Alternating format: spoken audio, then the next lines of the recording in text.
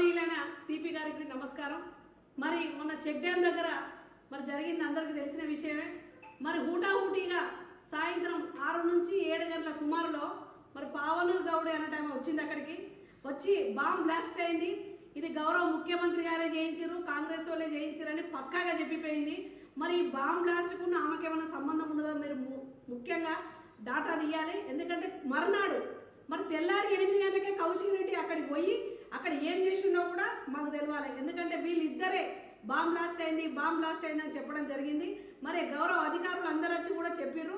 మరి అక్కడ ఏం బాంబ్ బ్లాస్ట్ కాలేదు, ఏమైందో రిపోర్ట్ ఇస్తామని మీరు అందరూ కూడా చెప్పడం జరిగింది. ముఖ్యంగా వీళ్ళిద్దరే ఎందుకు చెప్తున్నారు, వీళ్ళకును ఆ చెక్ డ్యామ్కి ఏమైనా సంబంధం ఉన్నదా? ఖచ్చితంగా వీళ్ళిద్దరు ఫోన్ డాటా ఎంక్వైరీ చేయాలి, వీళ్ళిద్దరు నెంబర్లు కూడా ఎంక్వైరీ చేసి పెట్టాలి. మరి వీళ్ళకును వాళ్ళకేమైనా సంబంధం ఉన్నదా?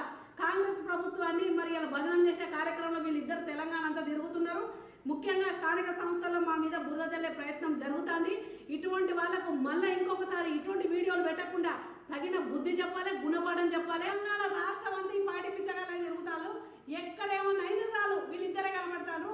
మరి ఏదో వీళ్ళు సోషల్ మీడియాలో హైలైట్ కావాలని అనుకుంటారు కావచ్చు, ఇట్లా మా ప్రభుత్వాన్ని బురద చల్లే ప్రయత్నం చేస్తారు. వీళ్ళిద్దరి మీద స్పెషల్ ఎంక్వైరీ చేయించాలి. ముఖ్యంగా పావని గౌడ్ మీద, వెంటనే మా కౌశిక్ రెడ్డి మీద. మరి ఈయనెందుకు పోయింది 8 గంటలకు?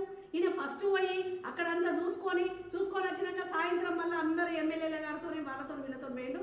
తప్పకుండా వీళ్ళిద్దరి మీద స్పెషల్ ఎంక్వైరీ చేయాలని ఈ ఊరి ఆడబిడ్డగా మేము కోరుకుంటున్నాం. జై హింద్, జై కాంగ్రెస్.